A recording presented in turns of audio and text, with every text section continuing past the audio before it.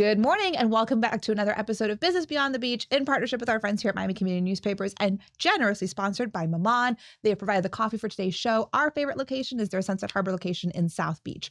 My name is Brittnie Bassant. I'm the president and CEO of the Miami Beach Chamber of Commerce. And today I have with me Lanyon from JMK Contractor. Lanyon, it's a pleasure to have you on the show. Yeah, thank you for having me. Thank you. Excited. Thank you so much for being here. So we're going to talk about like your construction and real estate side of things, but that's not how you really started your career. It started in corporate sales. And so tell me a little bit about that journey, what led you into that and how you made that transition. Yeah, sure. So, when I graduated from college, it was 2012. I was looking for a job. It was a hard time. I first started working for a big tobacco company. I worked for Marlboro. Oh, I think we've heard of that once or twice. Yeah, exactly. Selling cigarettes, and was with them for 5 years. And at some point in that journey, it just became very clear to me that I didn't want to spend my life like doing something that was so harmful. And so I looked at kind of all the opportunities that I had. And at the same time, my family was running a winery in South America. Oh, it was kind of okay, that's interesting. Random twist, but I ended up like quitting my job, renting out my house, selling all my things, moving down to the winery in South America and just creating a lot of space to see like what I could do next. And as I was down there, I started to evaluate some real estate deals. My father was a real estate investor. And I saw that the properties were all in really bad condition. They needed to be renovated and they could be sold and flipped. He was moving into retirement. A lot of things that were kind of coming together for me to be able to move back into those houses and start working on them. So I went from that sales career to just having a really open landscape in Uruguay, where I kind of came up with this plan and then eventually moved back to the States and moved into different houses across the country, learning how to renovate them one at a time. And eventually I'd flipped enough homes, done enough construction work that I started to, people started to contact me to do work for them. And one thing led to another. And slowly I just built up to now running this company where we're, doing 20 to 30 residential remodeling and construction projects a year. That's absolutely incredible. So wait, so you said that you were in houses all across the country. So how did all of that bring you to Miami Beach? So my very last project that I did just for myself was in Fort Lauderdale and just in Victoria Park. And this was during the pandemic. So I had one more opportunity to do another flip project in Victoria Park. And when that was, coming to a completion, I was looking for other real estate to buy that I could, then reinvest in and flip.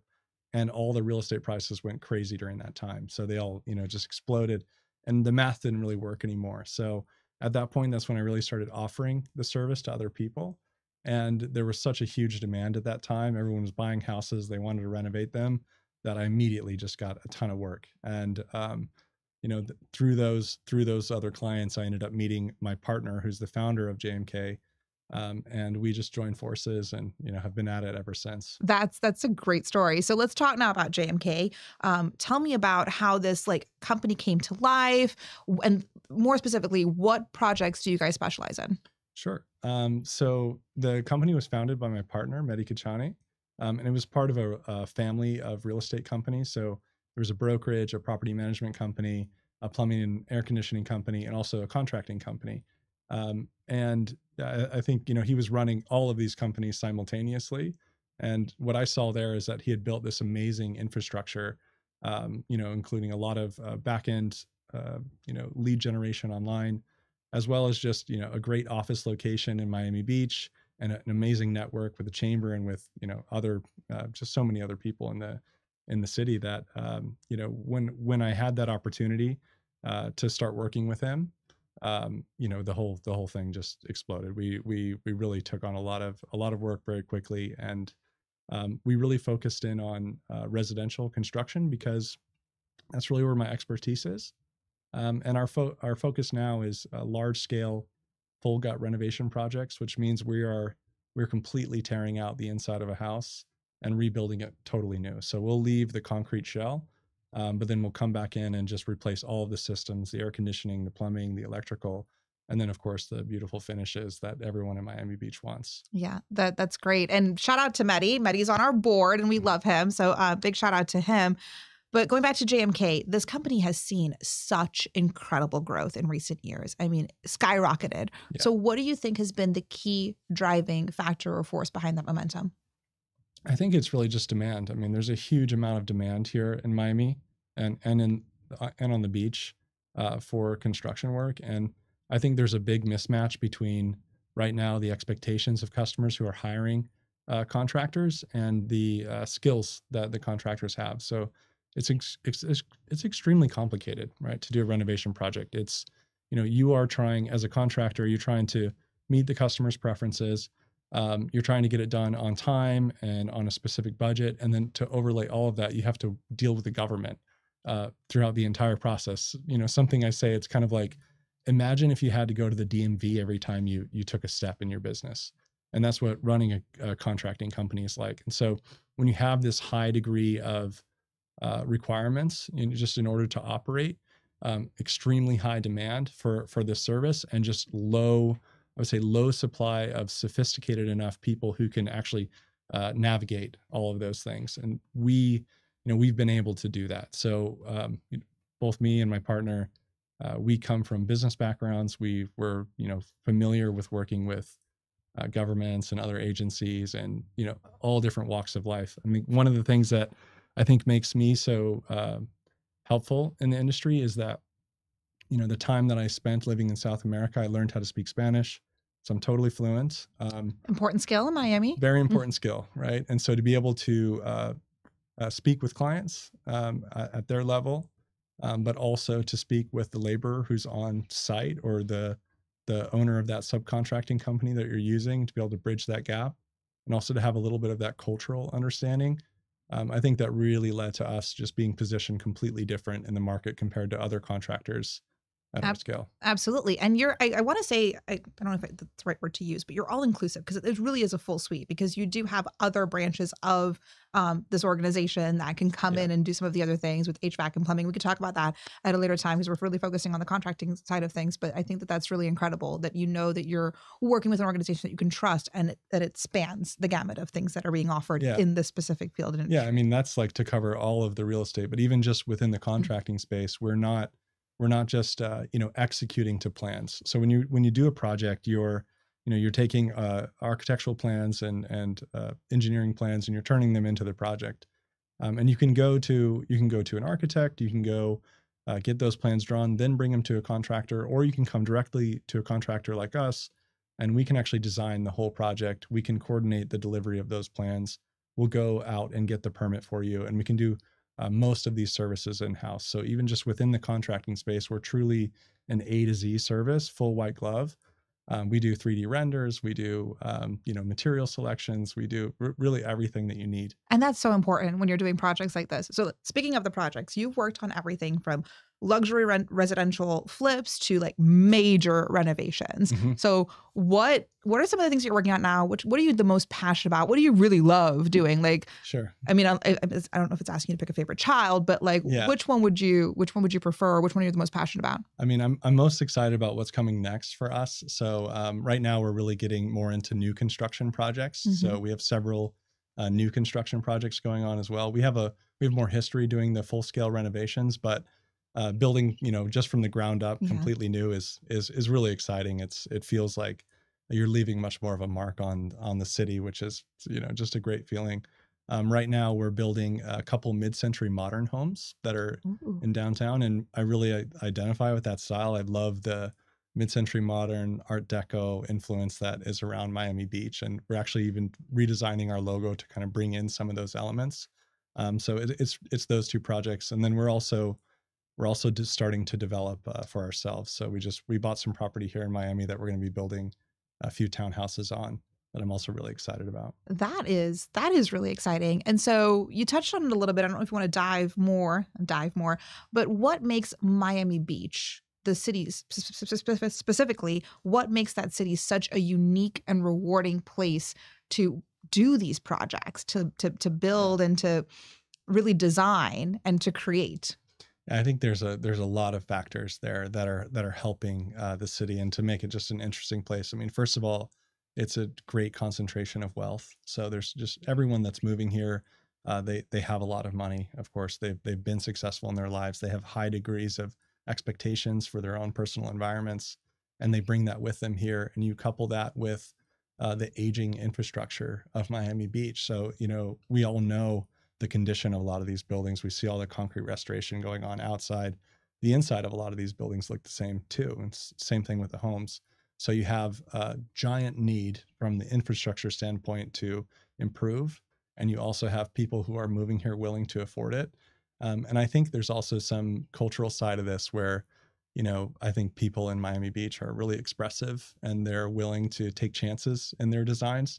So it's just a really fun kind of environment to design projects and do projects. So you just talked about all the fun things about Miami Beach, and anyone that's tried to build in Miami Beach knows that there's this not so fun part about it. And that's, the inspection process, the permitting process, those things can be challenges. So really, like, what's the reality from your perspective as the contractor? And talk about why it's so important for the community and for the grand scheme of things. Yeah. I was actually recently talking with a business psychologist about this point or something. You were talking to a business psychologist about permitting? Not about permitting, not exactly, but that, it's not, this isn't an or question. It's not, is permitting good or is it bad? It's good and it's bad, right? It's an and. The answer is that it's nuanced. And ultimately, the inspectors and the permitting process is there for a very good reason. And that is to make sure that everybody is safe, right? So we're building structures that families live in. We want to make sure that they don't catch on fire, right? That they don't fall down, that bad things don't happen, and that quality is upheld to ensure public safety. So that's an amazing and very important public good that's happening. And this whole system is designed to support that. In Miami Beach, I would say that they're doing an excellent job of this just across the board. And I don't mean to say that to fluff any feathers. I mean, they're still incredibly difficult sometimes and they make us frustrated. But, the way that they've implemented technology, the transparency that they have, and just the availability of getting in touch with the reviewers and, just people inside the building department, I'd say it's much better than all of the other cities, around this area. We work in Coral Gables. We work up in South Fort Lauderdale. We work everywhere in between Miami shores. And I've seen horror stories of permitting in Miami Beach. I've seen them everywhere else as well too. But I think they are doing a better job than those other cities just through that transparency. But at the same time, I mean, the permitting process sometimes is taken too far, and it creates incredible expense and delay for homeowners. So I think there's still some work to do on the city's part to kind of expedite these processes, make it a little bit faster and easier. Because, and on the other side of this is that, when you're executing projects so much to the letter, right, the letter of the code and the letter of the permitting process, what you end up doing is you encourage a lot of people to not go through it. So what I see is tons of unpermitted work happening all around the city in Miami Beach and in cities outside of Miami Beach because of how difficult it is to jump through these regulatory hurdles. So I think, the cities can do more to make it easier for people, much easier and easier for contractors. And also people need to understand how important that process of having a third party come in, review what the contractor's doing, make sure it's done to the code, make sure it's safe, and improve the infrastructure for everyone. I really love that. I mean, because it's so all encompassing. So we know that the city of Miami Beach, like, yes, the permitting process is not the most pleasant, but it's important. It's there for a reason. And ultimately that reason is safety. And I love, I mean, obviously the city has been doing a lot to improve their permitting process. So I love hearing you say that our city is, a little bit better than some of the other ones that you've worked with. That's great. And I think that's kudos to our city. Obviously there's always room for improvement, but the reality of it is that permitting is incredibly important. It's there to protect the consumer. It's there to protect the homeowner. And so please go through the process, even though it's a little bit of a headache. We definitely want to go through it. Sure. So with your history, you come from a family of carpenters and real estate investors and apparently winery owners, which is great. So how do you think growing up in that world has shaped your approach to business today? Yeah, I mean, it's definitely made me want to do something entrepreneurial and go out on my own and write my own story. And I think that's the big part there, because I've had that support from my family that told me that I could do it, that believed in me. And I think that's the most important thing, that you just believe you can, because the beginning is extremely painful. You just don't know anything yet, and you learn through trial and error, and no one's going to show you all the ways to do it. So coming from that family, I was always encouraged to go out and make those kinds of things happen. But my grandfather's a contractor and carpenter. My uncle's a concrete contractor. My brother works in the contracting space, and then my father was a real estate investor. So probably a lot of the knowledge that they just imparted on me from a young age, I have it and I kind of take it for granted. How much I understand about how all of these things work together. Yeah, and I think that's just really helped me a lot, and going out there and doing it, and being successful in it. But I think it makes you ideally suited for what you're doing, to have that experience and to have that history. So I think that's absolutely incredible. And you're carrying on your family legacy, which is great, and there's something to be said about that. So congratulations to you. I think we're going to wrap it up. I have my last question for you. It's something that I ask all of my guests. You've built this incredible career. It spanned real estate, construction. You've done a lot with leadership roles and being an entrepreneur. Looking back, if you can go back and talk to your younger self at the beginning of your professional journey, what advice would you give yourself? I think I would just tell myself that to just enjoy more along the way. I think we're always caught like waiting for the next great big thing to happen, and wanting our conditions to improve, and assuming that that's going to lead to greater happiness. And the answer is it doesn't. I'm just as happy now as I was when I was younger, working in corporate. And it's every step on the journey is meaningful, so just stop and enjoy it.